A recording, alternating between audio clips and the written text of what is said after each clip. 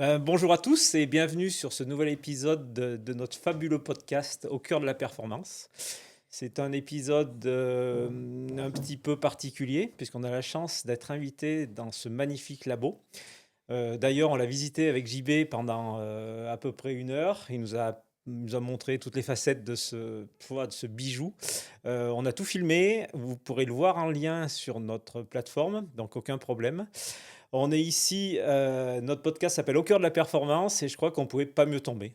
On ne pouvait pas mieux tomber parce qu'on relie à peu près, on est au centre de la performance ici.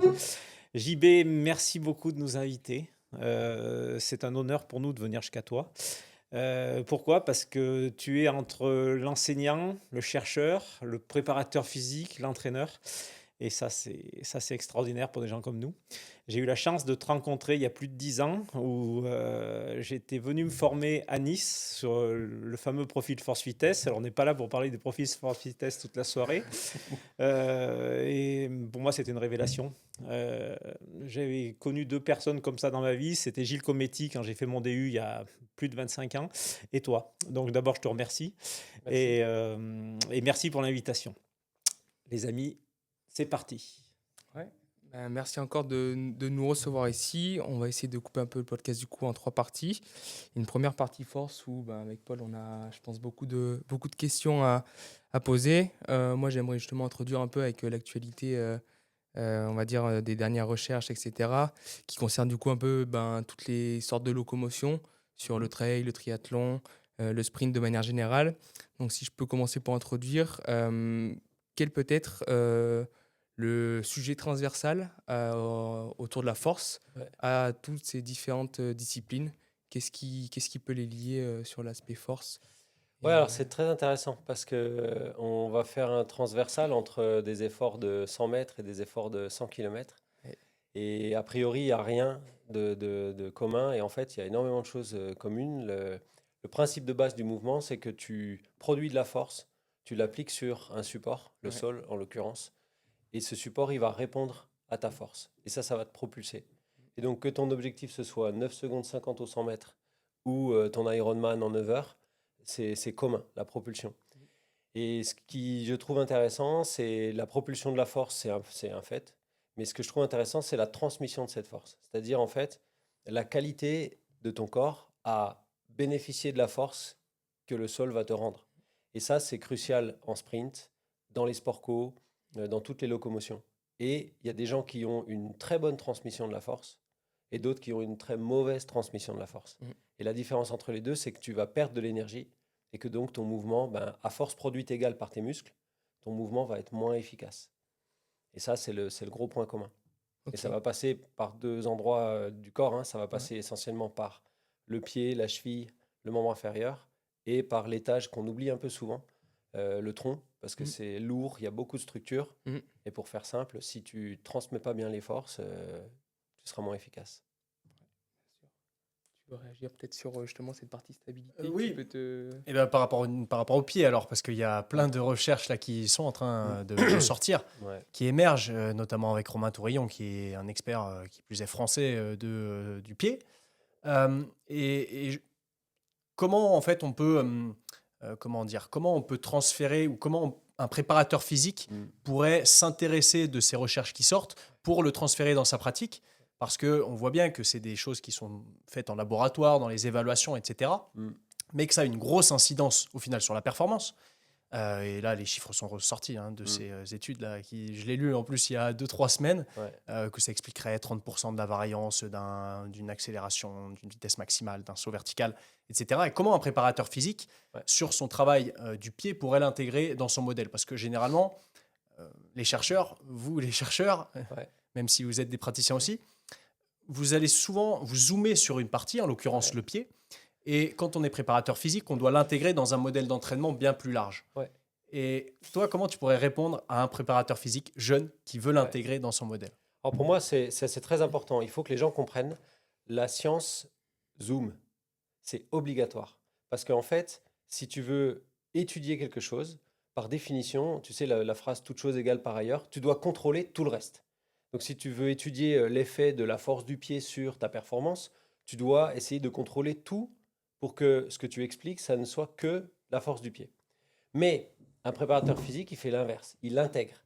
C'est-à-dire qu'en fait, certes, il doit s'intéresser au pied, mais il doit s'intéresser à d'autres muscles, il doit s'intéresser aussi à l'environnement de l'athlète, etc. Donc l'idée, c'est de dire, ça va être une pièce de ton puzzle. Moi, je raisonne beaucoup avec le système du puzzle, de dire, ça va être une pierre à ton édifice, mais les résultats montrent que c'est une pierre importante. Et donc, si tu identifies chez tes athlètes qu'il y a un manque de ce côté-là, tu as une carte à jouer pour avoir un puzzle le plus complet possible. Tu vois, il manque cette pièce-là. Et par expérience, j'ai fait un peu de prépa en foot et en basket, tu as des athlètes qui ont un complexe pied-cheville qui est absolument pas fort, et leur pratique, leur mouvement est différent à cause de ça. Et donc là, tu vas intégrer les résultats de la recherche, parce que c'est jamais la recherche qui dicte le comportement du prépa. La recherche, elle l'informe. Si le prépa décide, alors il peut utiliser les données de la recherche. Et parfois, il y a des athlètes, indépendamment de tout ce qu'on montre dans nos recherches, à qui je dis, le profil force-vitesse, le muscle du pied, c'est pas votre problème. Le problème numéro 1, par exemple, c'est la mobilité de cheville ou la mobilité de hanche de votre athlète. On se préoccupera du pied. Donc l'idée, c'est ça. Ou le plaisir à l'entraînement, C'est de- peut-être. Par exemple. D'autres choses. Souvent, on non, l'oublie pas mal. Bien sûr, on est sur du macroscopique. Mm. Donc voilà, simplement, la recherche, elle te fait une sorte de listing de, OK, j'ai ce problème-là, qu'est-ce que je vais pouvoir trouver pour adresser ce problème-là? Et là, tu vas aller voir plusieurs études, sachant que dans nos études, sur le pied, c'est très pratique en fait. C'est un protocole d'entraînement. Si D'accord. demain, tu décides d'activer cette touche-là, le protocole, il est clé en main. C'est-à-dire D'accord. qu'on te dit, ce protocole-là, chez cette population-là, a fonctionné. Si tu décides, normalement, si tu décides de faire la même chose avec des gens à peu près similaires, tu vas avoir les mêmes résultats, normalement. Et après, tu passes à l'action. En simplifiant encore ce que dit Polo, tu te retrouves, JB Morin, 55 ans, préparateur physique en club. Comment tu le screens? Donc dans 20 ans à peu près. Ouais, Comment je screen quoi? Le pied? le pied. Alors ça, c'est une super bonne question et je le fais déjà. C'est-à-dire que Ok. j'ai des athlètes, je m'occupe par exemple d'un coureur de trail. Ok. Je ne peux pas utiliser le matos, même si des fois on se voit ici. Ouais. Comment je le fais? Première chose, je vais demander des efforts explosifs, Ok. pieds nus, et je vais filmer l'athlète au ralenti. C'est-à-dire que je vais me servir de mon téléphone ou de ma tablette, D'accord. des 240 images secondes que j'ai, pour voir l'intensité de la déformation que ce que je lui demande provoque. Par Ok. exemple, des sauts verticaux sur l'avant du pied, et tu regardes combien il déforme en demandant d'être le plus raide possible, D'accord. comment ça se déforme. Deuxièmement, il y a des tests cliniques qui permettent d'avoir une bonne idée de la force. On parle des fois de la santé pied-cheville. Ok. Donc ces tests cliniques-là, ils consistent à faire des flexions. Alors il y a un test très célèbre qui est le nombre de flexions sur un pied. Moi, je l'ai un peu modifié parce que dans ce test-là, on ne se tient pas à quelque chose. Parce que si les gens sont forts et qu'ils se tiennent, ils vont faire 300 reps, tu vois. D'accord. Donc on ne se tient pas. On est sur l'avant du pied. Et ça inclut un peu toutes les qualités de posture globale. D'accord. Et j'ai maintenant, moi, des repères temporels ou des repères en nombre de reps, 20, 30, 40. Voilà. Après, il y a un test tout simple, c'est la station debout sur un pied, sur l'avant du pied. C'est un peu Koh-Lanta, mais mine de rien, combien de temps tu peux rester comme ça? Ok. 30 secondes, tu pètes. 1 minute, tu pètes. 2 minutes, tu tiens. Et ça me donne, moi, des standards cliniques. D'accord. Mais plus je les utilise et plus je teste, et je tiens à remercier les étudiants STAPS que j'ai en formation, parce que c'est un peu ma base de Les cobayes. réflexion quand j'ai pas beaucoup d'athlètes de haut niveau à gérer. Ouais. Et ça marche vraiment bien. Ok. Et partant de là, j'ai des outils de réflexion. Magnifique. Ok. Donc il y a pas mal de tests. Au final, il y a le rebound, il y a Ouais. le footlift ou le single leg stance, mais avant-pied, c'est ça? Ouais, c'est ça. Plutôt C'est avant-pied un peu modifié parce que si Ouais. tu suis les recommandations des études cliniques, c'est fait pour des populations générales. Donc, quand on te dit que une personne en bonne santé, elle commence à faire 20 flexions complètes, ça, la plupart des sportifs, même ceux qui ont un mauvais pied, bon, ils le font sans problème. Donc, c'est Ah pas oui. adapté. Le single leg calf raise, là, Je- on parle. ouais, voilà, ouais, D'accord. le single leg, on s'est amusé l'autre jour avec une étudiante qui m'ont un peu chauffé les étudiants. Elle est montée à 95 reps. On a Ah oui. lâché à 95. On s'est fait un match. Donc, ça n'a pas de sens. Non. Parce qu'on avait pris un appui, on avait tout, on n'était que sur notre triceps. Donc, je le modifie un peu pour qu'il soit un peu plus discriminant. Et puis après, je crois beaucoup dans l'analyse vidéo basse fréquence sur, par exemple, un départ en sprint. Tu demandes à quelqu'un de partir en sprint en position de fente avant, c'est un des tests que je fais, et tu regardes comment son pied se comporte au sol. soit son pied, il a la force, alors quand je dis son pied, c'est pied-cheville. Complexe. Soit il a la force de ne pas se déformer et transférer la force, soit il s'écroule complètement, il se déforme dans toutes les directions. Et puis là, tu te dis, ben voilà, il manque quelque chose. Sans avoir à faire aucune mesure. C'est Ouais, du ce que je veux dire. qualitatif, Ouais. c'est du Ouais. clinique. Mais moi, j'y crois et Mm. j'ai beaucoup de collègues ou même des gens sur le terrain. S'il n'y a pas de chiffres, que s'il n'y a pas une étude scientifique Ouais, tout à derrière, fait. on n'y croit pas. Mm. Si tu raisonnes comme ça, tu sors jamais de ton bureau. Enfin, tu fais jamais rien. Quoi. Ouais. Donc, on essaye de C'est trouver moins du plaisant. qualitatif de bonne qualité. Voilà, D'accord. on peut le résumer comme ça. Et c'est hyper Magnifique. intéressant de regarder des vidéos, Ouais, je ouais. continue, Clairement. des sprinters. Alors, éversion, inversion, de quoi on a besoin au départ. Moi, Ouais. je trouve ça hyper intéressant de voir qu'en fait, l'éversion, il y en a besoin Mhm. à certains moments, notamment sur les phases d'accélération. Ouais. Et ouais, enfin, j'adore regarder la qualité de mouvement aussi. Bon, c'est une partie de la réponse Ouais. lorsqu'on screen. Ouais, Et c'est tu vrai. t'aperçois notamment que, par exemple, on passe beaucoup de temps en appui sur le gros orteil, y compris en football, y compris en basket, Mm. et que ça justifie de s'intéresser à uniquement la Bien sûr. force de ce gros orteil. Ah ouais. D'où Bien certains sûr. exercices. J'ai fait un petit réel sur Insta de la séance pied qu'on a fait, où tu vas faire des Ouais, j'ai montées vu, ouais. talons, sauf que tu vas faire tes montées talons sur ce qu'on appelle le premier rayon, c'est-à-dire gros orteil, premier métatarsien. C'est pas la même chose. Hein. Ouais. Mais par contre, tu vas Magnifique. renforcer spécifiquement cette zone-là du pied. Magnifique. Et donc, point de départ, au final, c'est aussi un œil aiguisé et un peu d'empirisme Ah, pour le, essayer le d'avancer. point de départ, pour moi, le point de départ, c'est une pratique personnelle Ouais. hyper diversifiée. J'ai Ouais. dû faire 10 sports en compétition. Parce que tu peux pas, c'est pas possible en fait. Tu peux pas bien interpréter le mouvement Totalement d'accord. sans avoir au minimum pratiqué. Et surtout, une pratique du coaching, c'est-à-dire de la réponse des gens face à ce que tu fais, importante. Que j'ai eu avant ma période de doctorat et que j'ai rechopé depuis maintenant 4-5 ans, où je me remets sur le terrain avec des athlètes. Parce que, en fait, cet œil-là, ouais, tu l'apprends pas à la fac, Non, en non, fait. Hein, donc, et c'est important.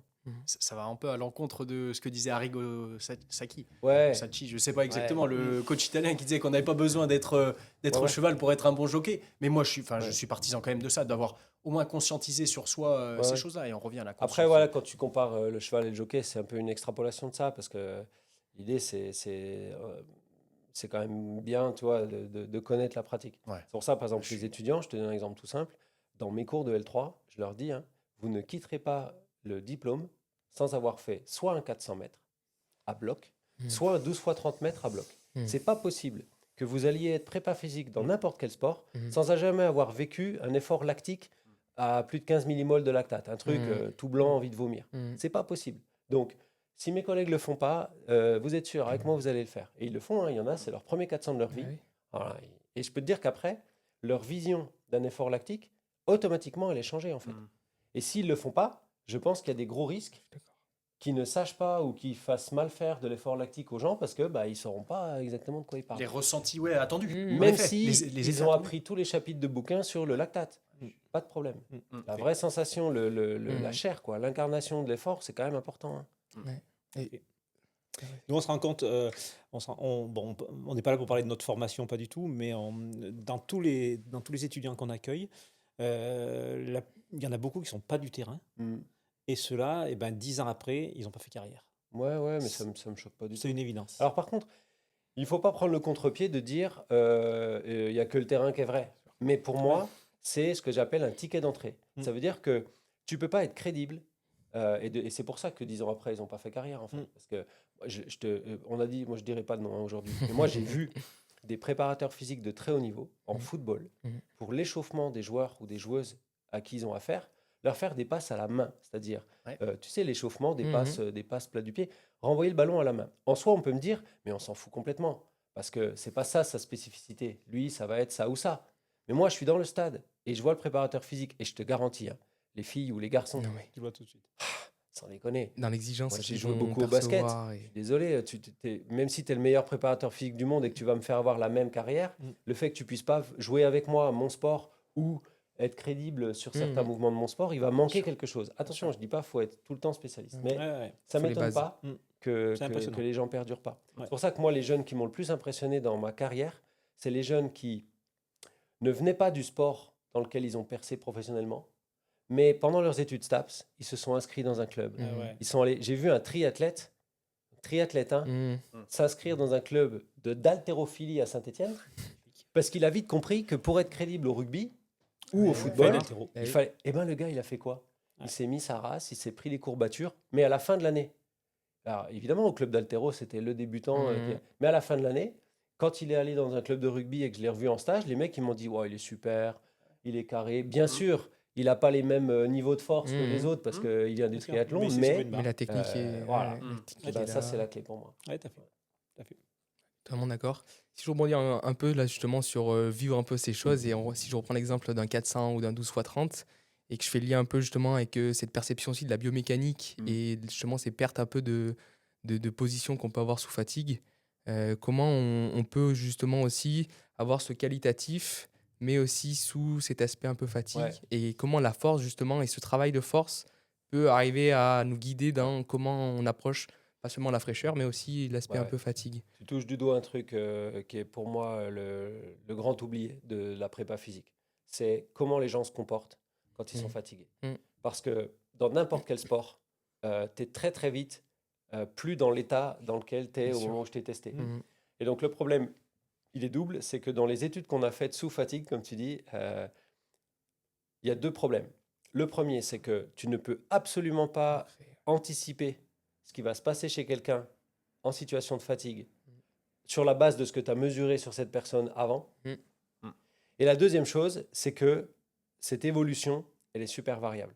Donc ça veut dire que nous trois, nous quatre, si je fais un test, je sais pas, allez, vélo, on va prendre vélo. Je vous fais une Pmax bicyclette, 6 secondes. Bam, on sort tous des watts. Mhm. Si j'en répète 28 avec 20 secondes de récup, le premier sera pas forcément le meilleur sur les 20. Et je ne sais pas qui sera le meilleur sur les 20. Parce que peut-être que vous êtes plus puissant que Fabien, Mhm. mais à la 20e, il vous colle.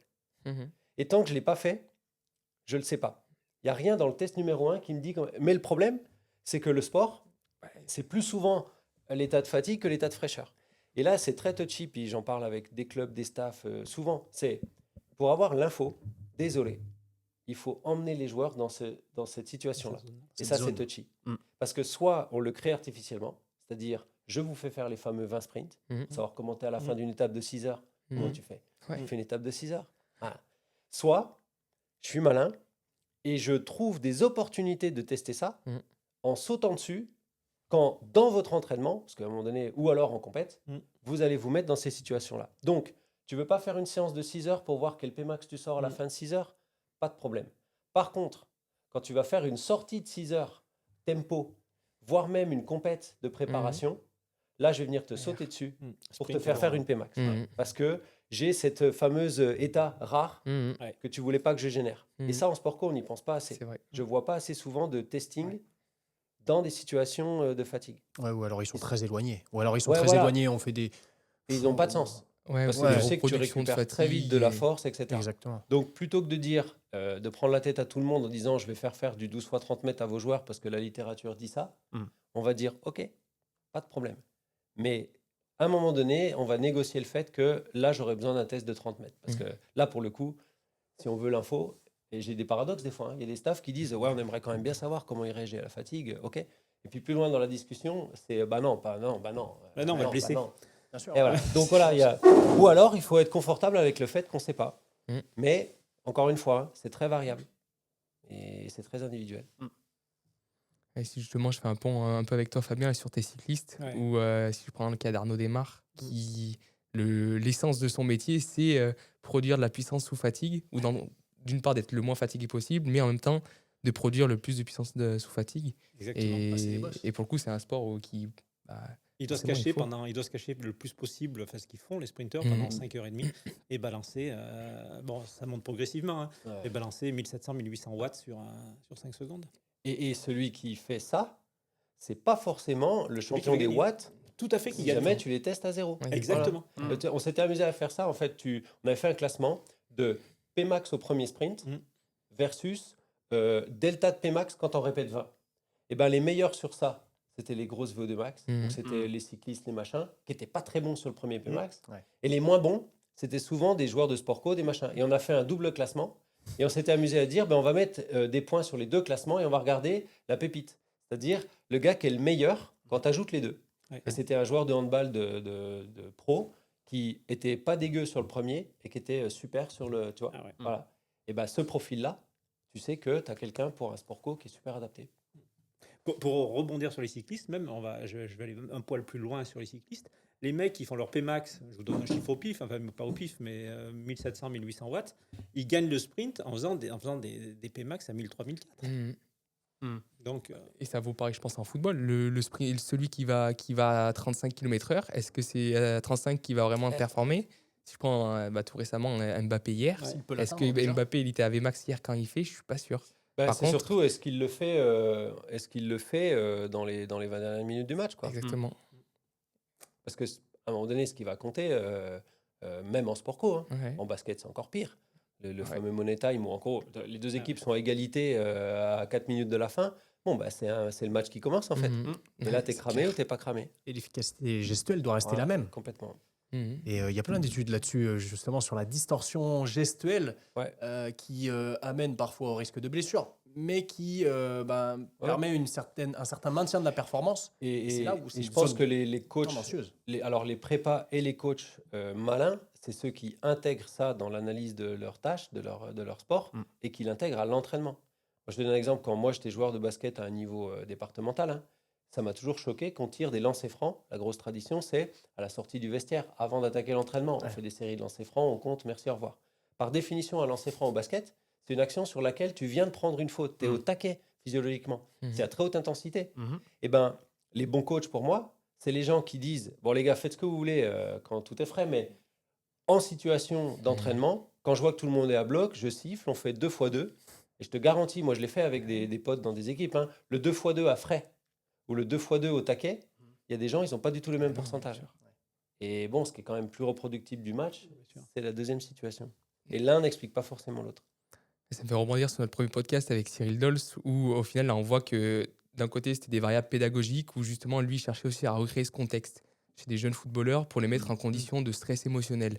Et il se posait la question de se dire comment j'arrive à recréer ce contexte qui, au final, quand ils vont tirer ce penalty à 90e minute, et en fait, si tu le fais en fraîcheur à l'entraînement, tu n'as jamais ce truc-là. Ouais. Là, au final, c'est un peu la même chose. C'est toujours cette recherche de contexte et comment on recrée cette situation pour essayer d'arriver à améliorer quelque chose. Ça fait du sens pour moi. Et par contre, je déteste le discours qui consiste à dire, c'est un discours qui aboutit à ne rien faire, qui consiste à dire, mais comme on va jamais pouvoir reproduire exactement le contexte de la finale de Coupe du Monde, tu saisis le débat dont je parle là. Et ben dans ce cas-là, ne le faisons pas, parce qu'on ne peut pas le reproduire. Je suis pas d'accord avec ça, parce que on peut quand même s'approcher un peu. Il y a des joueurs chez qui un demi-contexte de stress réel, ça va déjà être un truc qui est intéressant à travailler. Donc, c'est pas parce qu'on peut pas atteindre l'hyperspécificité de la compète qu'on n'a pas le droit de s'en approcher un peu. Voilà, tu vois, c'est ça le raisonnement. C'est vrai, c'est très dangereux, l'immobilisme un peu. Et il y a des courants un peu comme ça où, bien sûr. au final, il ne faut rien tester parce qu'on ne sera jamais dans les bonnes conditions. Qu'est-ce que tu en penses de ça? On teste, on ne teste pas? En fait, pour résumer ça, c'est entre guillemets un peu des courants de feignasse. C'est-à-dire que c'est l'économie la très bonne- pensée. c'est le très bon argument pour dire bon, les gars, comme on ne peut pas reproduire, on ne fait pas. Ou alors on fait ce qu'on est confortable de faire et qu'on a toujours fait. Voilà. Et encore une fois, je ne dis pas que, comme tu le disais, tu ne peux pas reproduire la fin d'une classique. Pas de problème. Mais si ça, c'est l'argument pour ne jamais t'en approcher, je trouve ça un peu facile. Tu vois. Et ça, c'est un argument qui a de la popularité chez certaines personnes qui bossent dans le milieu de l'entraînement. Hein. Et encore beaucoup dans le football, encore plus spécifiquement. L'empirisme là-dessus. Tu as suivi le débat autour des pénaltys, par exemple, dans l'équipe de France. C'est un débat qui est résolu chez tous les gens qui sont spécialistes de ça. Et le vent commence à tourner, mais l'argument, c'était ça. C'était, on ne va pas le travailler à l'entraînement parce qu'on ne peut jamais reproduire la finale de la Coupe du Monde. Incroyable. On peut s'en approcher quand même un peu.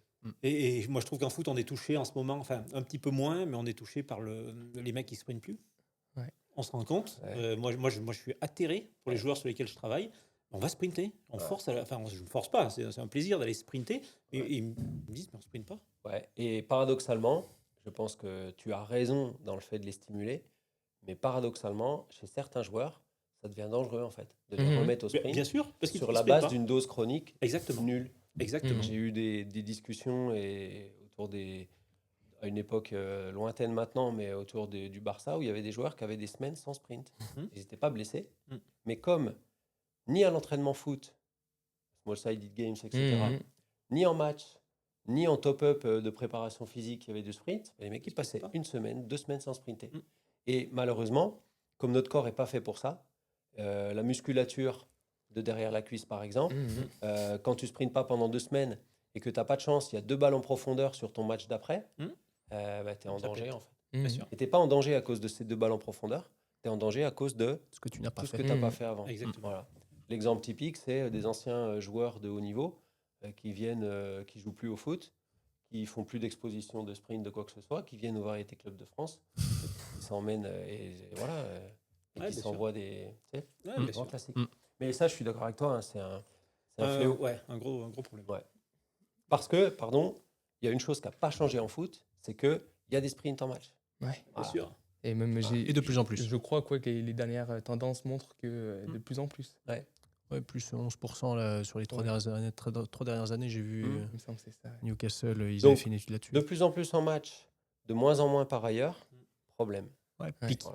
pique en aigu, donc forcément, Voilà. on n'habitue pas. En effet, Et- la charge chronique n'est pas suffisante. Donc et pareil, l'habituation, l'accoutumance. Je ne suis pas d'accord avec le discours qui remet tout sur le programme trop chargé, les cadences, parce que, désolé, il y a des clubs, il y a des petits villages gaulois dans lesquels il y a des grosses cadences, ça joue 3 fois par semaine, et il y a très peu de lésions musculaires.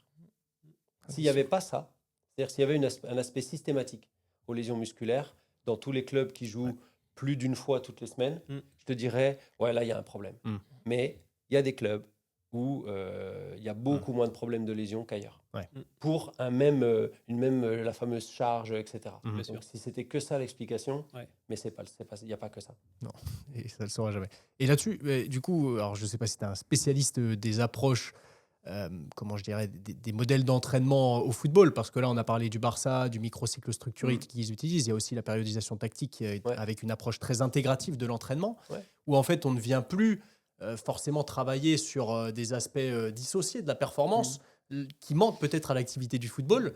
Toi, parce que j'ai déjà écouté pas mal de tes podcasts, et tu disais qu'il y a des manques dans certaines disciplines. Toute discipline a des manques. Dans le football, par exemple, peut-être la discipline fait qu'on n'est pas tout le temps exposé ou qu'on n'est pas assez souvent, régulièrement exposé à VMAX. Est-ce que tu en vois d'autres ? Et vois-tu des limites à ces modèles tout intégratifs ? Tu veux dire d'autres manques ? Oui, Ouais. de la discipline. En fait, j'étais gardien de but au foot, donc ça compte quand même. Ouais. Je ne suis pas un expert, je ne suis pas un spécialiste, j'adore ce sport, je suis un amateur de foot, mais je ne suis pas un spécialiste de la programmation et de l'intégration de l'entraînement. Par contre, je pense être un spécialiste du corps et du mouvement, et donc l'idée, elle est super simple. Ta programmation, quelle qu'elle soit, si elle stimule ton système neuromusculaire, musculo-tendineux, etc., si elle stimule ton système de façon correcte par rapport à la tâche qui l'attend, alors ta programmation elle est satisfaisante. Donc si on prend l'exemple du sprint, on va prendre 2 exemples, l'exemple du sprint et l'exemple de la force. Si ta programmation en termes de sprint, elle expose ton athlète suffisamment bien et régulièrement par rapport aux demandes qui ne vont pas changer, parce qu'en fait, tu peux avoir la programmation que tu veux. Ton match, c'est ton match. Et donc, tu ne vas pas dire désolé, je ne cours pas après ce défenseur ou cet attaquant parce que dans ma périodisation, il n'y a pas eu de sprint. Ça ne marche pas. Donc, si ta périodisation, elle nourrit le joueur en termes d'exposition suffisamment, elle me va bien. En revanche, si dans ta périodisation, il manque au chapitre exposition mécanique au sprint, il manque des choses, et que par ailleurs, tu ne l'apportes pas au joueur dans ta préparation physique club, que le joueur ne l'a pas par ailleurs dans sa préparation physique personnelle, eh ben, tu organises le manque par rapport au sprint. Donc c'est pour ça que parfois, par exemple, si tu es vraiment tout basé sur les jeux petits terrains, aucun problème. Mais si à la fin de la semaine, dans tes données GPS, les mecs ne sont jamais allés à plus de 80% de leur VMAX, problème. Parce que tu as beaucoup fait de foot, tu n'as pas du tout fait de sprint, et tes ischios, il leur a manqué quelque chose. Pareil pour la force. Le terme de force maximale, c'est-à-dire la capacité à vraiment produire de la force max, moi je pense que c'est une clé, non seulement pour la résistance physique sur le terrain, pour la transmission des forces et pour la prévention des blessures.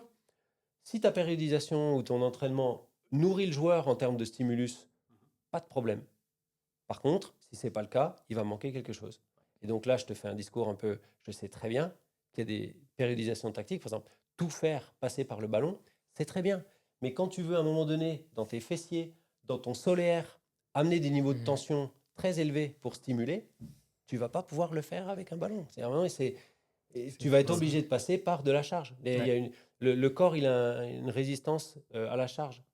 S'il n'y a pas de charge, impossible qu'il y ait de la force max. Tu vas me dire, oui, on va faire de la plio, pas de problème. Mais quand tu regardes les données d'impulsion sur des exos de plio par rapport à des exos chargés en musculation, mais c'est le jour et la nuit, en fait.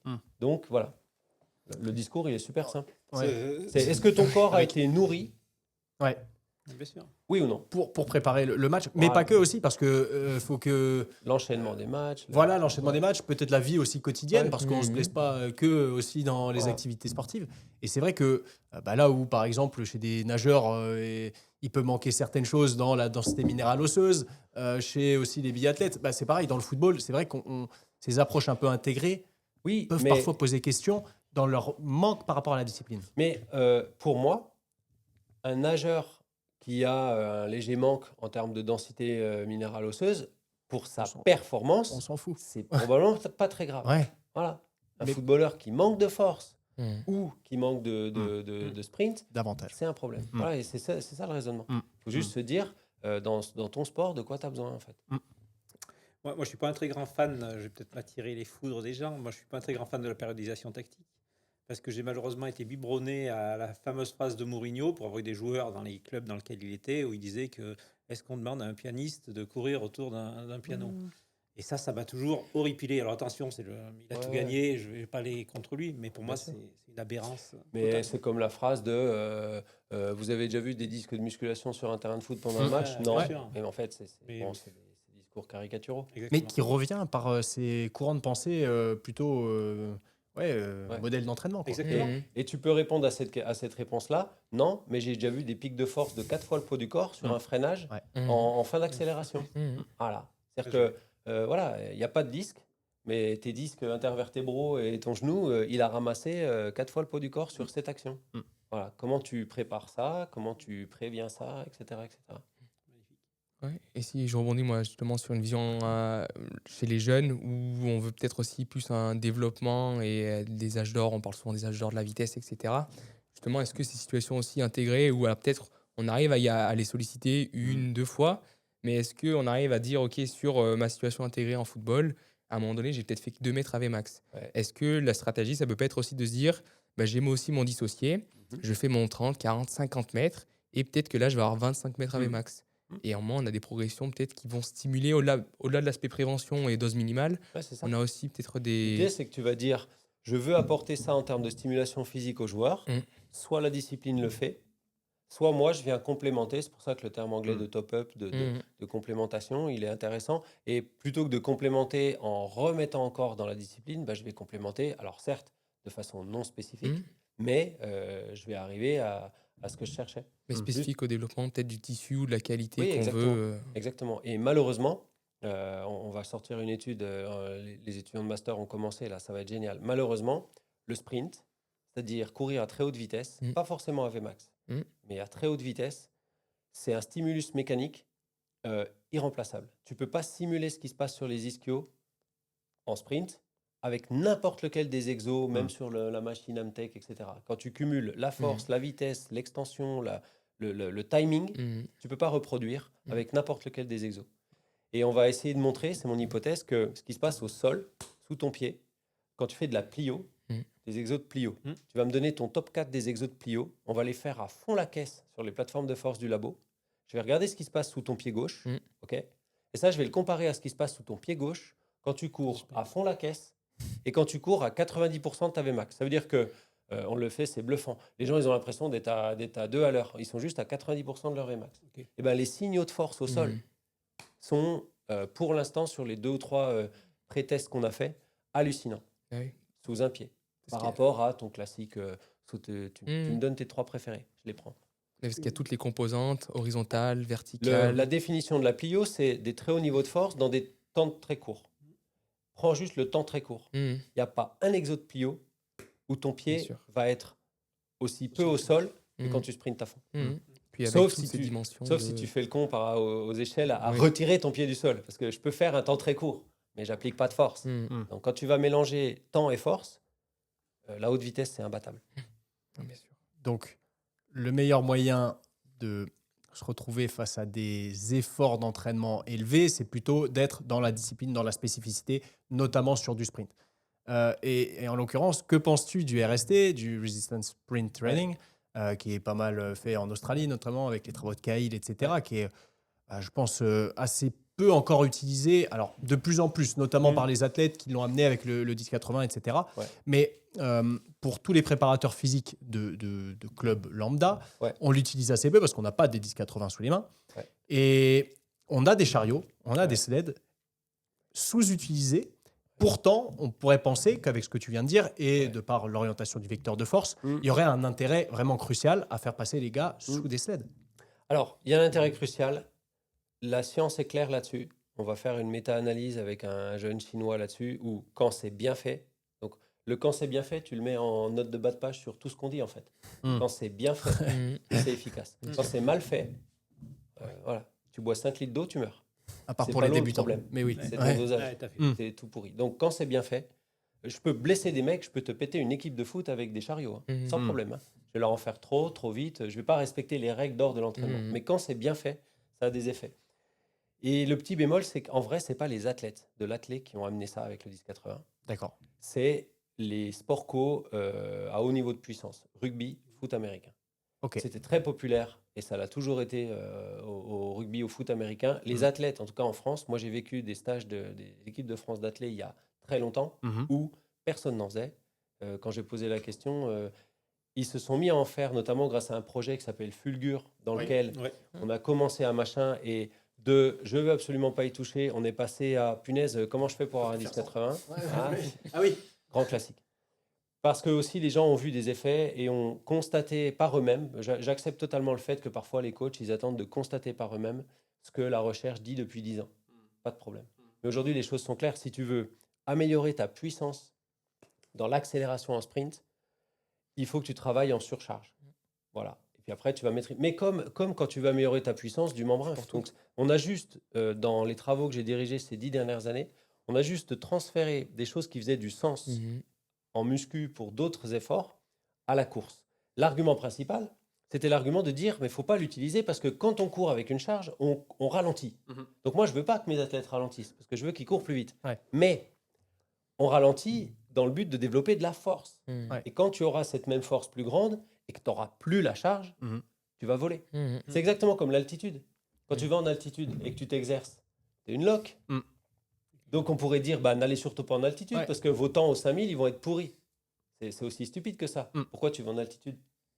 Pour développer physiologiquement des choses par cette stimulation qui feront que Cette quand exposition. tu reviens au machin, tu voles. Là, c'est la même idée. Donc, D'autant plus qu'en accélération, on a du mal à rester longtemps Exactement. sur ces phases-là. C'est Donc le c'est problème. l'exposition C'est le sur problème. des temps ou des vitesses particulières qui va en te faire retenant par une charge, la précision. tu n'as pas le choix. Ouais.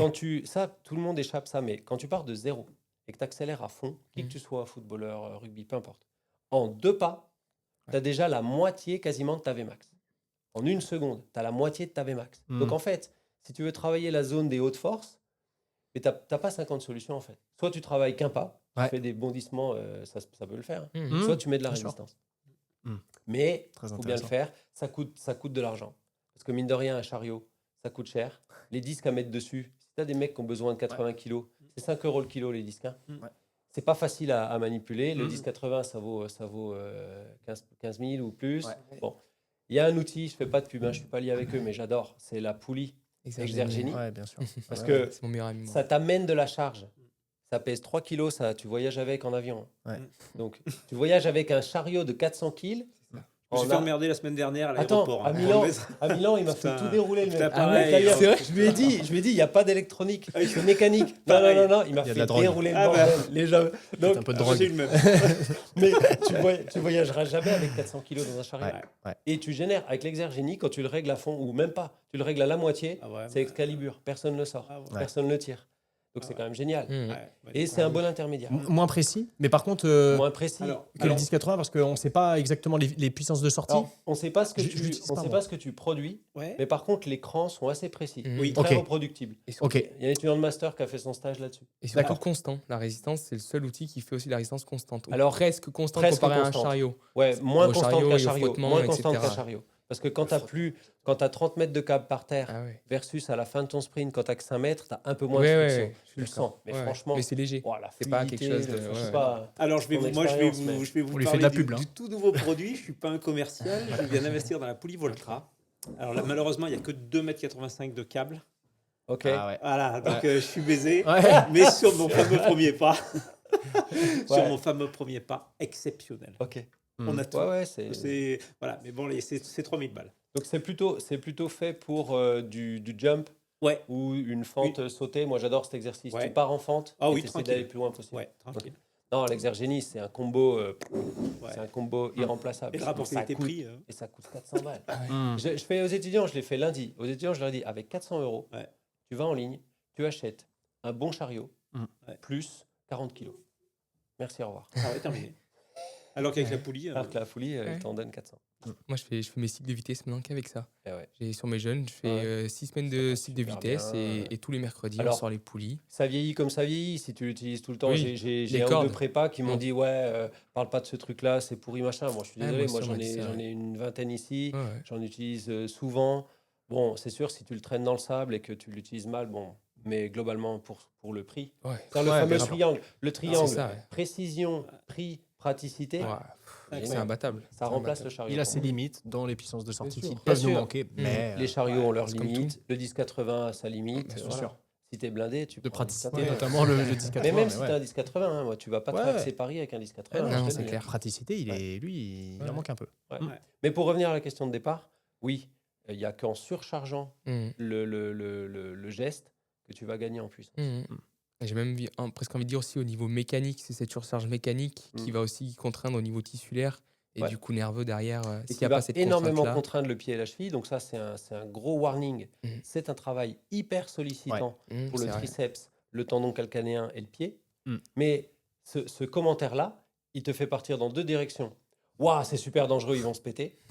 Ou alors, Génial. waouh, c'est un stimulus énorme, si on le dose bien, c'est génial. Mm. Voilà. Mais le sport, c'est ça. Hein. Ouais. C'est, si tu pousses trop un truc, tu te pètes. Le même truc, si tu le pousses correctement, c'est ça qui va te faire performer ou te faire prévenir les blessures. Simplement, tu es sur la dose.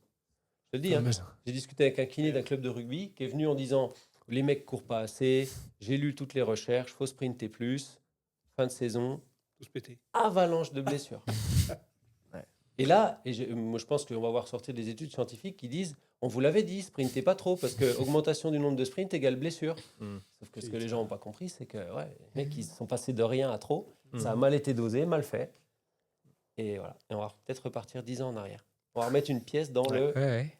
on vous l'avait dit. La fraîcheur. Et la fraîcheur, il Ouais. faut être frais, il faut Ouais. pas prendre de risques. Fameuse Nous, on est en train d'y neurosie. retourner. hein. Ouais, Je vous le dis, là, il y a des courants ouais, qui. Les staffs, là, ce qui arrive là, c'est. Il y a un peu aussi là, les cours un peu, voilà, c'est maintenant beaucoup théorique, il y a beaucoup Ouais. on présente de beaux Ouais. modèles sur les PowerPoint, etc. Et Après, c'est un débat de fond sur la perf sportive. C'est parfois la blessure du joueur, dans certains contextes, pour le club, pour l'équipe ou ce que tu veux, c'est pas vraiment un problème de fond en fait. Mhm. Parce que soit le joueur va être remplacé parce qu'on va acheter d'autres joueurs, etc. Mhm. Soit, en gros, c'est l'histoire du foot et on n'a pas de chance. Mhm. Là, on se pose parfois pas trop cette question-là. Mhm. Sauf dans les endroits où on essaye de développer des joueurs avec une bonne santé. Quoi. Magnifique. ouais. Euh, T'as des questions sur la Polo, force Polo, il est Ouais, parti. bah, Non, pas forcément sur la force. Ah. C'est plutôt, Ah non, on a parlé du juste complément, le RST, qui est un très bon complément du profil Ouais. force-vitesse, notamment sur l'aspect interventionnel. J'ai vu qu'avec Chris Brama, tu avais fait une interview et je m'intéresse beaucoup à ses travaux. Et en quoi aussi la cinématique, parce qu'on pourrait te taxer d'un expert de la cinétique, Ouais. du mouvement. La force, Et en ouais. quoi la cinématique du mouvement est aussi un juste complément à tes travaux, Mm. et notamment son échelle du SMAS. Ouais. Le Sprint Mechanical Assessment Score, pour moi, c'est dans le futur, ça va devenir quand même un outil qui va être de plus en plus utilisé à différents moments de la performance. On en parlait, mais en quoi moi, je pense que ça va être énorme dans le futur. Et toi, qu'est-ce que tu en penses? Alors, pour être clair, pour les gens qui écoutent, la cinétique, c'est ce que ton système produit quand il s'exerce. C'est la force, c'est la sortie. La cinématique, c'est comment ton système bouge, s'organise pour produire ça. C'est-à-dire, c'est ta gestuelle. Et il y a un truc tout simple, c'est que la gestuelle influence la tension dans les muscles et les tendons. Voilà, c'est aussi simple que ça. C'est-à-dire que Je fais un exemple du service au tennis. La façon dont je sers au tennis, ça influence la contrainte dans mes muscles et mes tendons. Si tu sers différemment avec le même corps, il y aura des contraintes différentes. Et ben sur les muscles de la course à pied, c'est exactement pareil. La façon dont je gère mon tronc, mon bassin, ça influence la longueur de mes ischios et donc ça influence la contrainte dans mes ischios. Je te donne un exemple tout simple. Si tu cours avec le tronc penché en avant, déjà même sans courir, si tu te mets debout et que tu penches le tronc en avant, tu vas mettre de la tension sur tes ischios. Voilà. Ça, c'est juste parce qu'en fait, tu as des tissus qui se connectent. Et donc, la cinématique influence la longueur des muscles. Et donc maintenant, si tu mets cette situation-là à 35 km/h, cette même inclinaison du tronc, c'est une charge mécanique énorme. Donc, je parle de charge macroscopique et microscopique. Le macroscopique, c'est combien de fois je cours par semaine, combien j'ai de volume de haute course, etc. Toi et moi, on est 2 joueurs de la même équipe. On a la même charge macroscopique, la même exposition au sprint. Admettons que ce n'est pas 0. Admettons qu'on a fait une semaine, entraînement plus match, à 150 mètres chacun, à une vitesse très élevée. Eh bien, notre gestuelle va peut-être faire que la charge dans nos muscles et nos tendons est totalement différente. Parce que si ta gestuelle, à chaque fois que tu fais un pas, elle est un peu plus safe, un peu plus sécure pour tes ischios et tes tendons, et que la mienne, elle ne l'est pas, eh ben ces 150 mètres qu'on a en commun, ils auront une répercussion chez moi beaucoup plus problématique. Et donc ça, c'est important parce que ça veut dire que si tu te contentes de maîtriser tes joueurs pour considérer qu'ils ont eu la même charge mécanique, tu te trompes. Sauf si ils ont exactement le même pattern de course. Et malheureusement, avec le score de Chris et avec des scores un peu cliniques comme ça, on le voit, il y a des joueurs qui ont des patterns très différents. Et donc parfois dans les clubs, ils font déjà un très bon boulot de gestion de la charge macroscopique, ce qui ne se fait pas partout. Ils savent ce que font les joueurs, ils essayent de la réguler, c'est génial. Mais à l'intérieur de ça, il faut aussi qu'on s'intéresse à comment les gens bougent, parce que c'est peut-être ça le problème. C'est comme le squat. Tu vas faire, je sais pas, les mêmes nombres de séries de squats par semaine à des gens. S'il y en a qui placent très très mal leur bassin ou leur dos et d'autres qui le placent bien, la même dose va arriver à un problème chez certains et pas de problème chez d'autres. La cinématique, elle se pose là. Et c'est beaucoup plus difficile à évaluer. C'est pour ça qu'on a des scores cliniques pour essayer de... On revient toujours au ralenti, à l'image ralentie, essayer de quand même tirer de l'info sans avoir à passer dans un labo. De toute façon, personne ne le fait. Hors recherche. J'ai pas connaissance de club où on fait de la 3D chez les joueurs régulièrement pour savoir ce qui se passe. D'où le score de Chris. Et donc, tu as plus parlé de l'inclinaison du tronc, forward lean. Ouais. Ensuite, qu'est-ce qui pourrait aussi paraître un petit peu, qui saute aux yeux quand on observe des joueurs? Généralement, on parle beaucoup d'overstriding, on parle de backside ou de frontside mécanique. Alors toi, j'ai pas fait exprès, mais le gars qui est derrière, Fabien, là, tu Je l'ai pas, vu. c'est un mannequin. Le gars qui est là, il nous permet de voir ça. Donc l'idée, c'est tout simple. Si on se focalise sur les ischios, parce qu'on pourrait parler aussi du triceps, etc. Le triceps, par exemple, c'est quand tu mets le pied par terre, tu as une énorme flexion dorsale lors de ton appui, tu mets énormément de tension sur ton triceps. Revenons aux ischios. Inclinaison du tronc, rotation du tronc, parce que mine de rien, quand tu tournes le tronc, tu mets de la tension derrière. Une des blessures d'Mbappé, j'utilise souvent le ralenti, à l'époque il joue au PSG, il est à fond la caisse, tout se passe bien, et lui il va vite. Et il y a un défenseur qui, je crois que c'était contre Bordeaux, qui lui fait tourner une épaule, et sur une foulée, il est à haute vitesse, tout va bien, cette rotation de l'épaule, elle fait tilter la charge mécanique, et il se prend l'ischio de l'autre côté, il sort. Et donc l'idée c'est ça, rotation, inclinaison du tronc, inclinaison du bassin. N'oubliez pas que les ischios, ils s'insèrent sur le bassin. Et après, il y a ce qui se passe au niveau des jambes, c'est-à-dire quand la jambe arrière a beaucoup de retard et quand la jambe avant prend beaucoup d'avance, ça met des tensions énormes sur les ischios. Alors, j'ai pas fait une erreur, mais elle prend de l'avance dans l'espace. C'est paradoxal, parce qu'elle a du retard dans le temps. C'est-à-dire qu'en fait, tu poses le pied, le fameux overstriding, c'est-à-dire le fait d'aller chercher le pied très loin devant, ça met énormément de flexion sur la hanche, donc de tension sur les ischios. Et tu as ça parce que tu n'as pas été assez puissant au niveau de la hanche pour ramener ton pied plus proche de ton centre de masse. Et donc, tu es allé t'écraser par terre.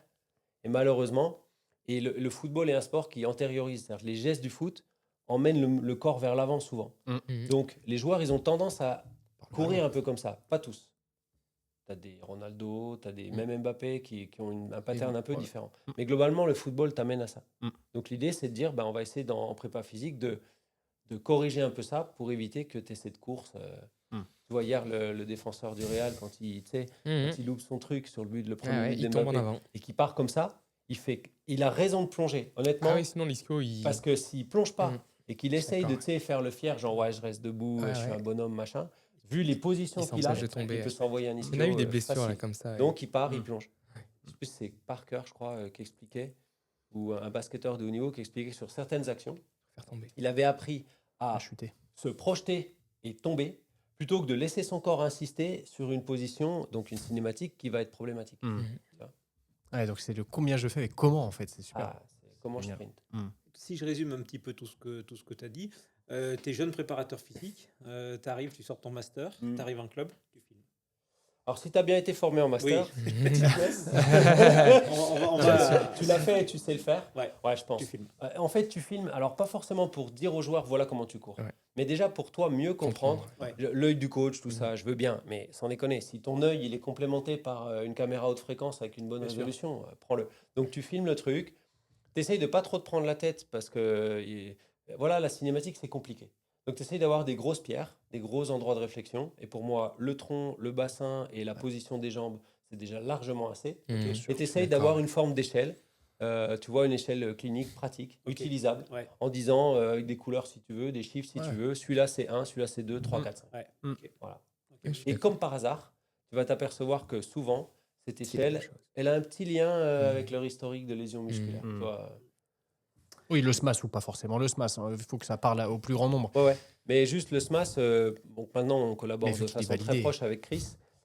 Il est en train de publier des données rétrospectives où il montre que les gens qui ont des historiques de blessures ischio ont un moins bon score que les autres. Ok. Et il est en train aussi de collecter et de publier des données prospectives, Mm. c'est-à-dire un mauvais score, toute chose égale par ailleurs, et indicateur d'un risque de blessure à Mhm. venir plus important. Bon, quand ces études-là elles seront dehors, on aura entre Ouais. guillemets bouclé la boucle. Mm. C'est-à-dire, tu es jeune master, tu sors, Ouais. ouais, tu filmes. Ok, donc qualitatif sur peut-être les volumes, etc. Si on a des GPS ou si on quantifie, Ouais. et Donc qualitatif pour quantitatif, justement ouais, et avoir qualitatif. ces deux Pour dire, ouais, pour toujours. avoir une approche un peu bon, pas bon. Mm. Je déteste le Non, truc, non, mais mais- l'idée c'est ça. Ouais, ouais. L'idée c'est de dire, ouais, il y a des joueurs, ils sont extrêmes Mm. là-dessus, et notamment les jeunes. Je rebondis en fait pour enchaîner un petit peu sur ce fameux master, puisqu'on est ici dans tes Mm. locaux. Moi, j'ai eu la chance d'intervenir 2 fois pour retour d'expérience, Ouais. et j'ai 2 choses qui m'ont vraiment mais bluffé. D'abord, c'est la proximité avec les élèves. Ça a été incroyable. Ouais. Tu connais tout de leur parcours, tu sais tout d'eux. Et la deuxième chose, c'est l'importance de, par exemple, le dernier, je crois que c'est Loïc qui est thésard chez toi. Euh, Sur l'ISO. Léo. Léo, Ouais. pardon. Ouais, Léo, je Ouais, m'excuse. ouais. J'ai été impressionné. Enfin, il y a un lien chaque fois entre la thèse, et c'est ce que tu m'avais dit la dernière fois, entre la thèse et la pratique. Hmm. Alors oui, alors, sur les thèses, on a 2 types de thèses. On a des D'accord. thèses qui sont vraiment purement labo, mais dans ce que je fais, c'est très vite connecté à la pratique. Tu vois, Ouais. la thèse de Romain Tourillon autour du pied, c'est une thèse labo, Ouais. mais c'est Mais quand même utile une derrière. thèse. Voilà. Hmm. Et puis il y a des thèses qui sont en collaboration avec le sport, dans lesquelles on essaie d'aborder des questions pratiques. Par exemple, Ok. la thèse de Léo sur l'entraînement en ISO. isométrie. Le but, c'est de pousser la recherche en isométrie autour du rugby. Tu vois, donc voilà, c'est de la science appliquée au terrain. Et voilà, l'idée c'est ça. Ouais. Et sur la proximité avec les étudiants, ouais, c'est important. J'y attache. Pour moi, en fait, on forme les gens. Ouais. Voilà. Donc l'idée, c'est que si tu veux bien former quelqu'un et l'aider à se trouver bien dans son projet, il faut que tu le connaisses un peu. Parce que moi, quand on me téléphone ou qu'on m'envoie un mail en disant j'ai telle position, tu me recommandes qui autour de toi, c'est gagnant-gagnant si je connais bien les gens. Hmm. Parce que Tout à fait. eux, ils gagnent, la structure, ils gagnent. Moi, j'y gagne parce qu'on va continuer à faire Bien confiance à ce qu'on Ouais. fait. Et Bien donc, sûr. je suis obligé de faire attention à eux. C'est d'autant plus facile qu'ils sont peu nombreux. Ouais. Mais ouais, et j'adore surtout garder un peu une trace de leur suivi. Ouais. Parce que ça me permet de dire aux nouveaux, mes premiers cours en master, c'est des photos en fait. Je dis, lui, il fait ça, elle fait ça. Lui, il a commencé par faire ça, il a décidé de faire ça, il fait ça. Je leur fais des retours d'expérience en leur disant, voilà, parce que c'est à la fois long et court, une formation de master 1. Ouais, bien sûr. J'ai été très vite sur le terrain en responsabilité. Donc, Et pour rebondir là-dessus, c'est que je t'avais demandé un CV pour un préparateur physique dans un club à CUP, et tu avais réussi à me sortir un seul CV, quoi. Ouais, ouais. un seul CV parce que tu Oui, voulais oui. pas te tromper. Ouais, ouais. Et Moi, l'idée, c'est ça. L'idée, c'est ça. C'est d'avoir un profil ou deux, maxi. Et je leur dis, hein, moi, je suis très transparent avec eux. Je leur dis, quand vous êtes en cours avec moi, mais même avec mes collègues, parce qu'on discute, il y a ce que vous apprenez, il y a vos examens, mais il y a ce que vous êtes, il y a ce que vous faites. Très clairement, si vous vous pointez souvent en retard, j'aurai une image de vous, de quelqu'un qui arrive souvent en retard. Si vous êtes ouvert d'esprit ou pas. Donc, je leur mets pas la pression. Je leur dis juste, tout ce que vous allez faire pendant ces 2 ans, vous allez cocher des cases. Tranquillement, pas de pression. Mais par contre, à un moment donné, voilà, quand on va me demander un CV avec telle orientation pour faire telle mission, ça va me permettre de donner certains et pas d'autres. Ouais, tout à fait. Et je pense que la troisième chose aussi importante ici, c'est que pour en parler avec la personne justement dont tu m'avais envoyé le CV, c'est que tu parles de choses précises, tu parles de GPS, c'est pas des photos qu'ils ont vues, c'est qu'on l'utilise sur le terrain. Donc, cette formation me paraît vraiment super intéressante. Ouais, c'est les mains dans le moteur, quoi. Ouais, exactement. Ouais, c'est clair. Je l'ai vécu, hein, on reproche beaucoup sur le terrain aux universitaires d'être des théoriciens, etc. C'est justifié parfois. Hein. C'est justifié parfois. Mais j'essaye justement de lutter contre ça, de faire en sorte que, et par exemple, un des premiers trucs que je dis à mes étudiants en master, c'est tu veux devenir coach ou préparateur physique, à l'heure où on parle, t'entraînes qui? Tu fais de la prépa où? Exactement. Si là, ils me disent ah ben non, mais parce que là, je fais mes études, je leur dis ah, c'est chaud. Il faut que tu gardes une activité. Je dis pas qu'il faut que tu te mettes à 25 heures dans un club, mais punaise, garde un pied, fais de la prépa. Dans l'entraînement. Parce que ton premier entretien d'embauche, les gens, ils savent que tu as un master. Ils vont pas te demander tu as eu combien en master. Ils vont te dire vous entraînez où actuellement? Ah bah là, j'ai fait une pause à cause de mes études. J'ai pas en face de moi un entraîneur. Exactement. Bien sûr. Donc ça, c'est important. Et en plus, c'est la chose la plus facile à faire, puisque des bénévoles dans les clubs, Voilà. on en cherche de partout. On a souvent la discussion de oui, mais le seul club où je pourrais aller, il joue en régional. Donc là, moi, quand j'entends ça, bam. Et alors? Je dis, mais en fait, tu crois que les mecs, toi, ça se passe comment? Non, mais, Personne, à part 2 ou 3 qui ont la chance d'être pistonnés ou autre, personne ne débarque bien sûr. en pro. Ouais, puis... Mais ton club en régional, tu vas faire du bon boulot. Bien sûr. Moi, ça m'est arrivé. Tu vas avoir un gars qui t'encadre en stage, qui va faire un stage à la DTN, qui va parler à un autre du fait qu'il est un super jeune, et blablabla. Exactement. Et en fait, c'est pas des histoires exceptionnelles. C'est tous les profils que je présente à mes étudiants, ils ont la même histoire, en fait. Voilà. Bien sûr. Ça va se passer comme ça. Le jeune qui a fini, qui est à l'Asvel prépa physique chez les filles, c'est un gars qui était sport de combat à la base. Et à Nice, il a commencé dans le basket, machin. Et puis, il a eu de la chance. Voilà, il est bon. Hein. Ça, c'est pareil. La note de bas de page. La note de bas de page, c'est il ou elle est bonne. Ouais, bien sûr. Voilà. Curieux. Mais il est bon. Et puis un jour, il y a une de ses joueuses, bam, elle va en équipe de France. Et elle dit, waouh, lui, il est super. Bien sûr. Allô, bonjour, on cherche un truc. Ça se passe que comme ça. Mais ça, il faut le répéter parce que parfois, les étudiants, ils voient pas que ça se passe comme ça. Ils le voient en stage. Mais voilà. Tout à fait. Ou des fois, ils sont réticents aussi au contexte en disant ah, mais c'est des amateurs, on peut pas faire ci. Et faire moi, j'ai même la philosophie de dire si tu es bon avec des amateurs, Bien sûr.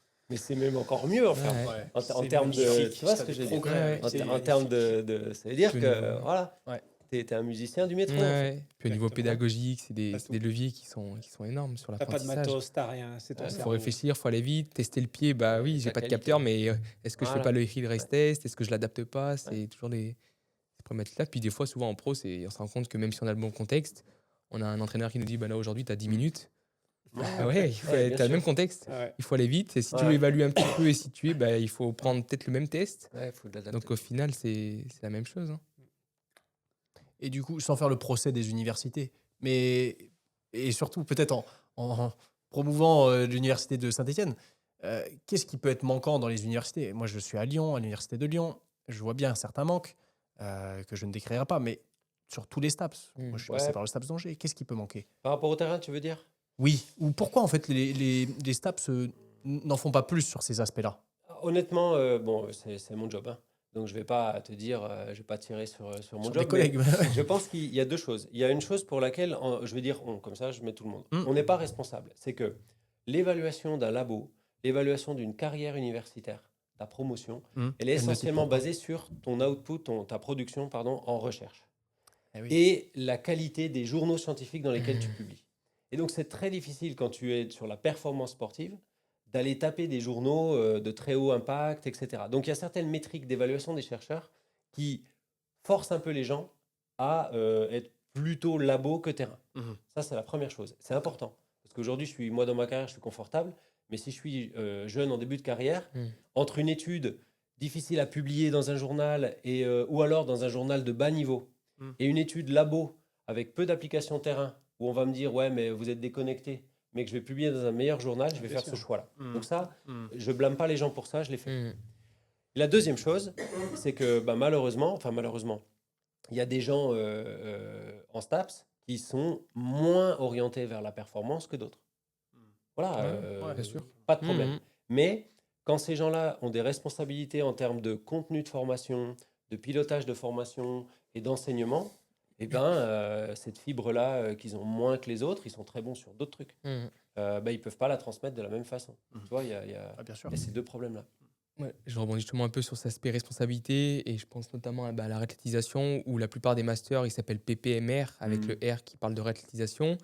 Et moi, mon expérience, c'est on m'a présenté un peu les blessures. On m'a dit, voilà, pubalgie, c'est ça, c'est ça. Derrière, on peut faire à peu près ça. Ne m'énerve pas tout de suite. On t'a lu le bouquin sur Sport Injuries, Voilà, machin. c'est ça. Et Alors, derrière, là-dessus, il y a pas grand-chose de... Ouais, mais là-dessus, il y a un truc pour moi très clair. Et je suis d'accord avec ça.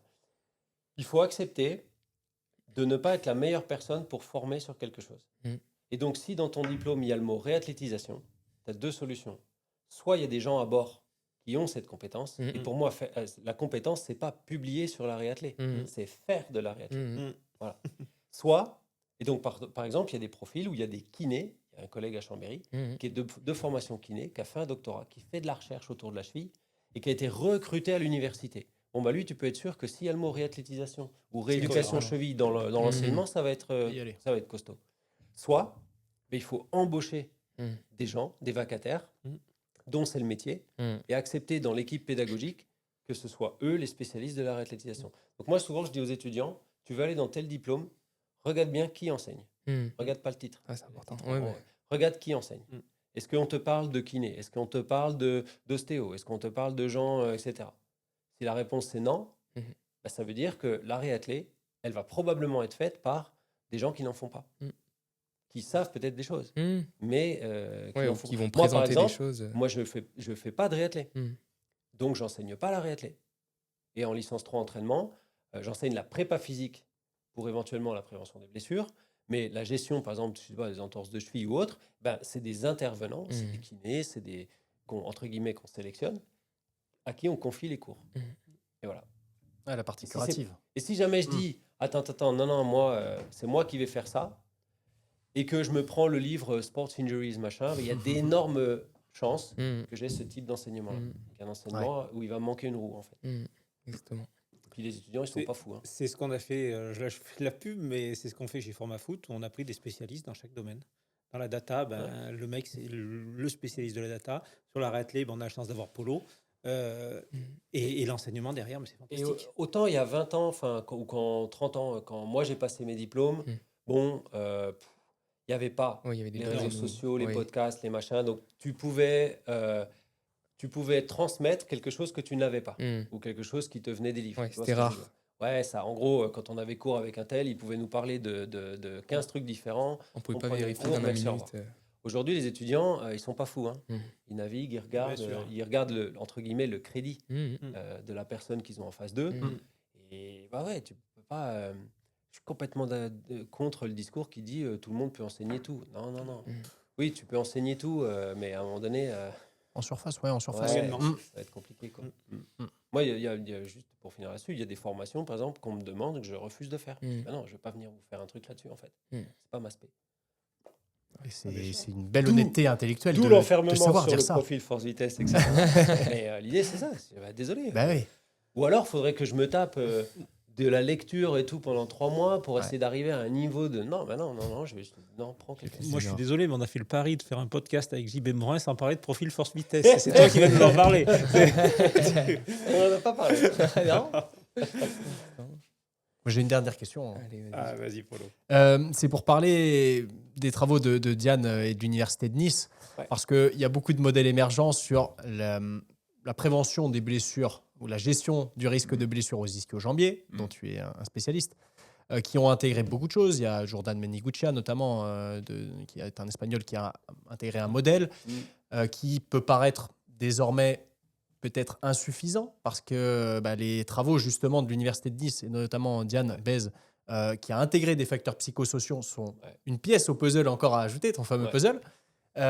Et est-ce que tu penses qu'il vaut mieux tester ce que l'on peut contrôler ou alors plutôt dans cette multitude de facteurs de risque, plutôt prendre une posture un peu de recul et de se dire c'est assez difficile, il y a tellement de choses qui peuvent interférer qu'au final, je ne vais pas faire ça. Alors, ce que tu viens de dire là, c'est le même discours que tout à l'heure. C'est de dire, c'est tellement complexe qu'on ne fait rien.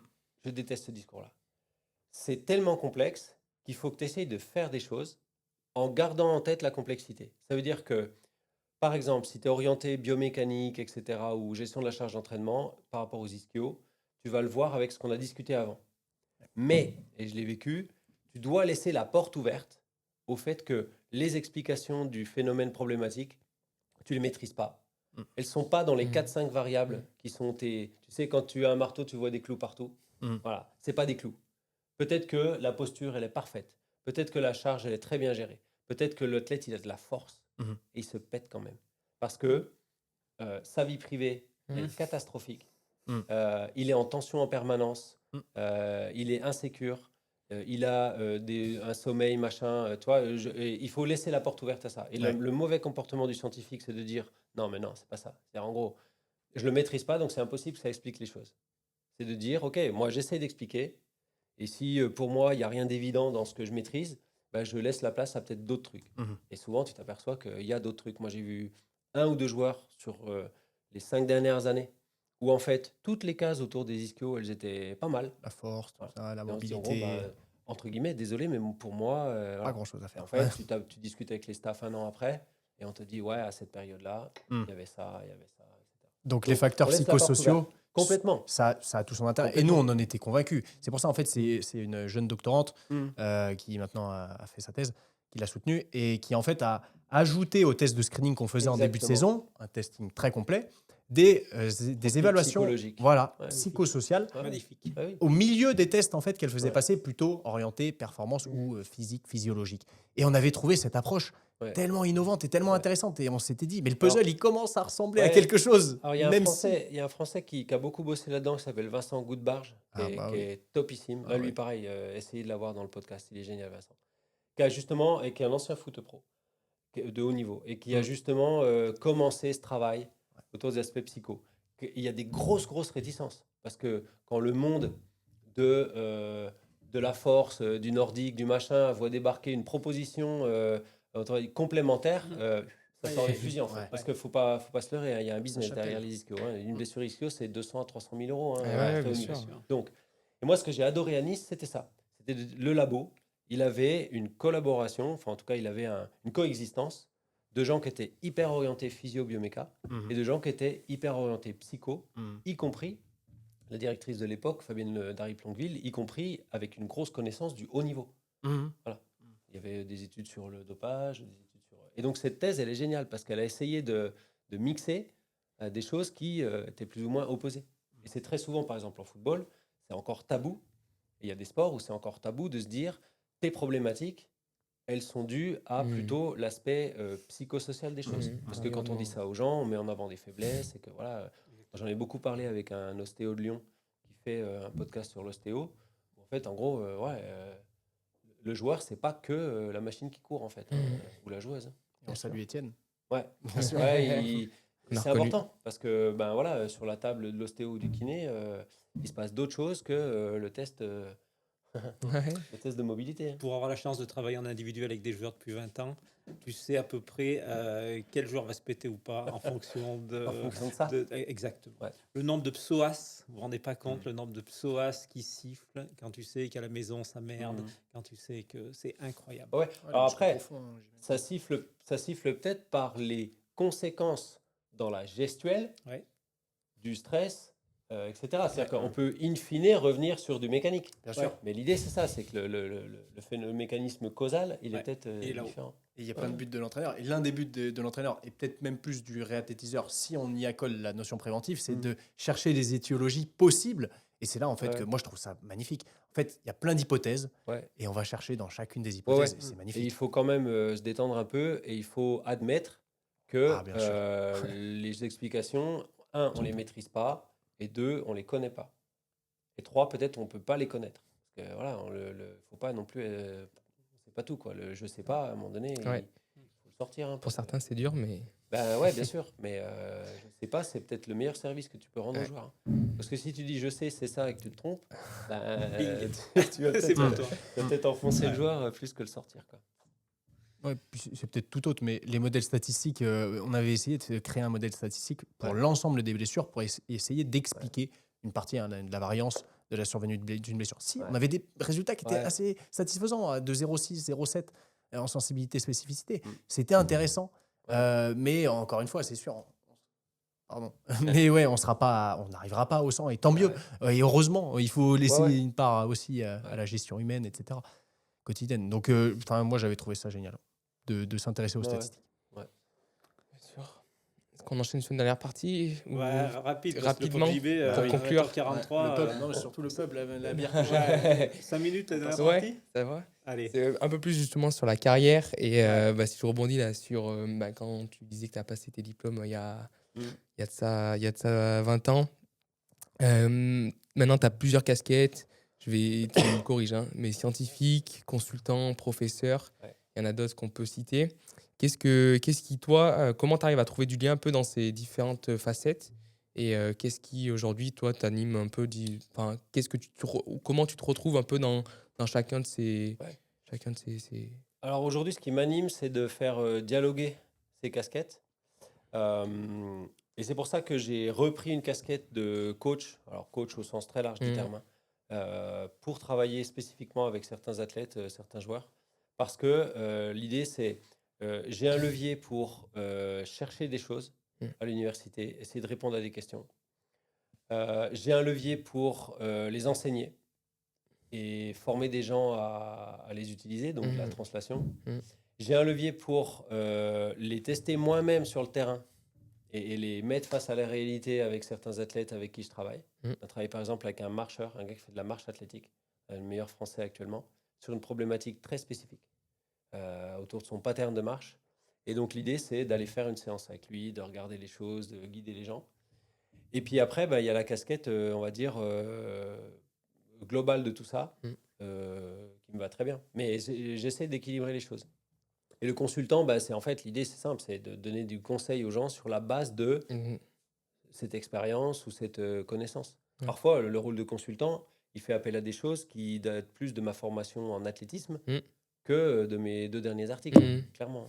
Ouais.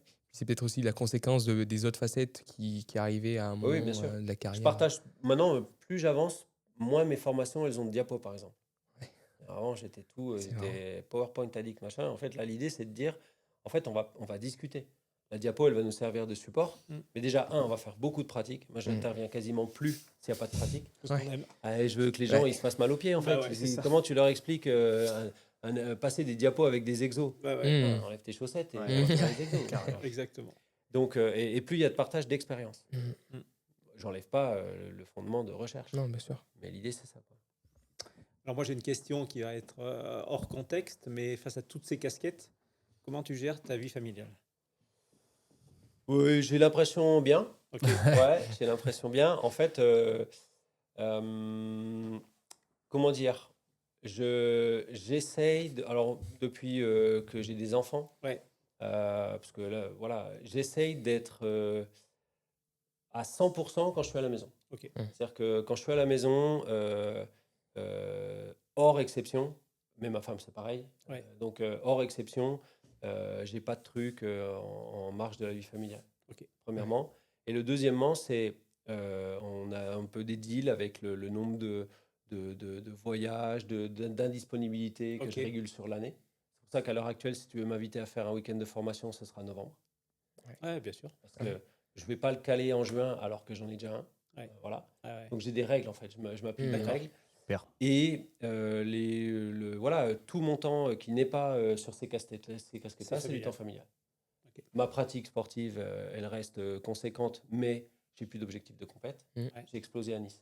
À Nice, j'ai explosé. Ah ouais. J'ai pris un poste de professeur. J'ai commencé à faire du triathlon, du trail, et j'avais un bon niveau amateur, donc Mhm. c'était un kiff. Ouais. Donc je me suis mis des charges d'entraînement dignes d'un bon amateur. Mm. J'ai explosé. Il y a eu un trail, je me suis fait doubler par tout le monde, je suis rentré chez moi en chialant. Ok. Ouais. T'as senti Donc que tu vois, c'était la et je me limite. suis dit, Ouais. bon, ok. Ouais. Mais Il faut on va l'équilibre. toucher. Ok. Mais il faut de l'organisation. Ouais. Et il faut accepter de dire non aux gens. Bien sûr. J'ai Il y un a des- Lester Spellman, un prépa américain très Ouais. très très bon. Ah oui, D'accord. ouais. Il dit comme ça, quand je te dis oui à toi, je dis non à ma fille. Et ouais. Je trouve ça bien Ouais, comme c'est phrase. clair. Parce que si tu gardes ça On en tête, rappelle, bien sûr. tu vois, tu gères pas les Et choses. ouais, Ouais, c'est carrément. Parce que tu pourrais dire oui à tout le monde. Tu dis, ah, Ouais, putain, ouais. c'est trop bien, on fait ça, on fait ça, on fait ça. Mm. dire que tout est une bonne Ouais. expérience. Mm. mais- Et surtout, dernier point, dans ma vie perso, je gère scrupuleusement mon sommeil. Ok. C'est une priorité. D'accord. Alors j'ai de la chance, j'ai pas besoin de beaucoup de sommeil. Mhm. Mais par contre, mon sommeil, c'est la priorité. D'accord. Et quand je sais que demain, j'ai une grosse journée, un machin, 9h30, je suis couché avec mes gamins, 9h30. Ok. Et donc ça, c'est important Ouais, parce que bien sûr. sinon, Bien sûr. ça passe Explose. pas. Ouais. Toutes les fois où je suis intervenu, quelle que soit l'intervention, fatigué, ouah, c'était chaud. Mm. Donc voilà, la règle d'or. c'est ça. C'est donc ça le secret. Ouais. Ouais. Et par contre, pardon, dans gérer le sommeil, ça veut dire les grands principes de bien dormir. Ouais. La chambre, la lumière, La température. la table.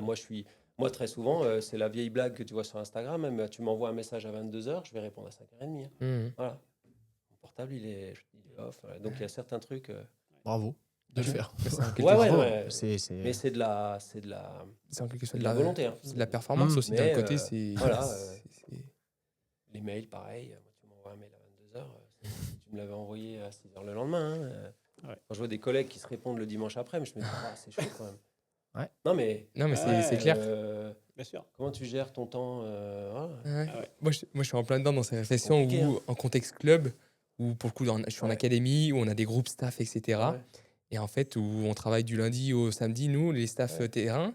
Et Mm. puis le dimanche, en fait, on a des fois juste les administratifs qui mettent des messages. Ouais. Ah, bah, c'est quoi le résultat? Ah, bah, Ouais. c'est quoi ça? Ah, lundi, on fait comment? Ouais. Et toi, tu es là, les gars. Ouais, c'est On est très- dimanche, là, il faut. c'est un vrai enjeu. Ouais, C'est un vrai ouais. enjeu C'est- du haut niveau, je c'est- pense. Ouais. Le Ouais, temps. Et c'est c'est un là où vrai des enjeu. fois, on voit aussi la différence dans les structures ou dans l'expérience de la personne. Mm. Et c'est clair que Peut-être un d'un facteur côté, qui c'est de la fait que ça dure pas. performance et. Et dernier truc, parce que je pense que c'est aussi des conseils. Bien sûr. Quand je discute avec les étudiants, elle revient souvent cette question. Ouais. C'est l'agenda. En fait, c'est Ouais. protéger les choses. C'est-à-dire, pour faire simple, j'ai un truc mi-mars, je dois rendre un rapport 4 jours avant. La plage de travail de ce rapport, de la lecture de la thèse, elle est déjà dans mon agenda. Mm. Ok. Et elle est non négociable. Ouais, ouais. Ça veut dire que si 2 jours avant, tu me dis quand est-ce qu'on peut se discuter au téléphone ou quand est-ce qu'on peut faire une visio, je vais te Pas répondre possible. sur une plage Après. qui est après Ouais, ça. bien sûr. D'accord. Parce que si je dis je peux pas lui dire non, Ouais, machin, bien sûr. ben, je vais mettre un truc à la place de l'autre Je suis case d'accord. et derrière, Ouais, soit je vais me mettre en stress, Ouais, soit ou je vais être en perdre retard. Enfin, tu vois, voilà. ou- Donc, ouais. Et ça, c'est important, Ouais, je suis la d'accord. planification. Mais tu le sais, hein, c'est la planification de l'entraînement. Mm, Ça non, mais vient de là. c'est- au final, ça Mais revient, voilà, c'est des de grands dire, principes. il y a des choses qui sont non négociables. Ouais. Tu vois, par exemple, je sais pas quand est-ce qu'on a décidé de faire ce podcast-là. Il y a 3 semaines au moins. Voilà. hein. Donc j'ai dit, ok, cette journée-là, elle est cool. Le lendemain, demain, j'évalue les étudiants dans leur séance ischio. Ouais. Donc ça me demande pas un niveau. Mm. On le fait. L'animation. Et on prévoit d'aller manger ensemble. C'est magnifique. C'est de la gestion. Magnifique. On se quitte sur quoi, les amis? Bah, Est-ce qu'ils sont bons amis déjà On se quitte On déjà se bons quitte amis. peut-être Sans force vitesse. Sans force vitesse. Alors, on le profite pour Justement. Non. Top. On va aller boire une bonne bière. Ouais, et, ouais. Sûr. et merci beaucoup, JB. Vraiment. Avec ouais. plaisir. Merci pour tout. Super, Encore. merci. Super. C'était top. Ouais, ouais.